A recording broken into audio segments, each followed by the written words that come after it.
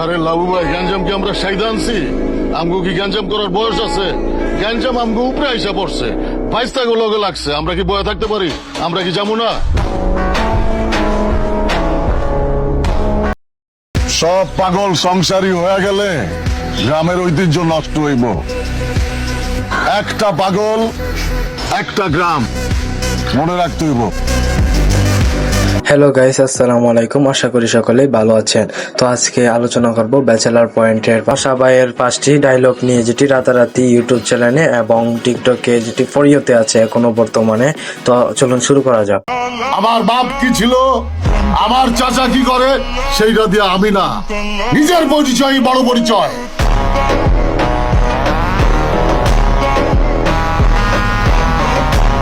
তো এখানে পাশা ভাই বলেছে যে নিজের পরিচয় বড় পরিচয়, বাপ চাচা যাই হোক না কেন।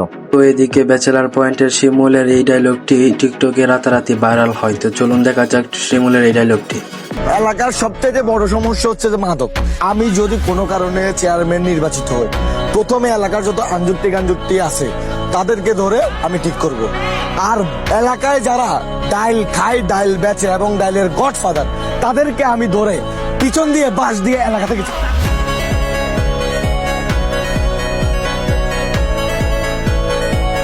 ব্যাচেলার পয়েন্টের শিমুলের এই ডায়লগটি টিকটক ও ইউটিউবের মাধ্যমে রাতারাতি ভাইরাল হয়। তো এখন দেখবেন ব্যাচেলার পয়েন্টের নিহাল ও জাকিরের রাতারাতি ভাইরাল ডায়লগ। চলুন দেখে আসা যাক। আরিফিন তো তোমার কাজিন, আমি আরিফিনের ফ্রেন্ড, মানে আমরা হচ্ছি ভাই, বুঝছো?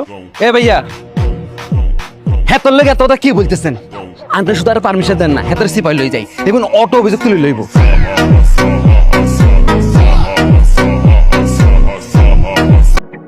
ব্যাচেলার পয়েন্টের জাকির মানে আগুন। এইদিকে শিমুলের একটি ডায়লগ যেটি ইউটিউবে বা টিকটকে রাতারাতি ভাইরাল হয়। চলুন দেখে আসা যাক। খালাম্মা যদি আর ক্ষতিপূরণ দিয়ে দেয় মামলা করতাম না, আর না দিলে মামলা করবো। সে মামলা তুইও পাইস না। এরে জাকির, তুই আর চিনস না? আর এখন কোন তো নাই তোরা? হ্যাঁ, ঘুরা গাড়ালো আর দেখতো। এরে কিছু তোর ইচ্ছা করে তা করে কিনলে, তুই আর চিনস না? এত কষ্ট নাই কোন?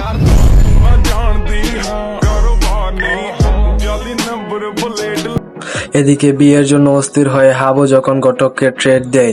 চলুন দেখে আসা যাক। আগামী 2 মাসের মধ্যে আমার বিয়ার ব্যবস্থা করতে হইব। 2 মাসের মধ্যে যদি আমার ঘরে বউ না দেখছি, তাহলে কিন্তু কুত্তা পিছনে লাগাই দিব। ওই যে আওয়াজ পাইছেন, নতুন আনছি রট অয়লার, কামড়া একের মাংস খাওয়া ফেলাইব।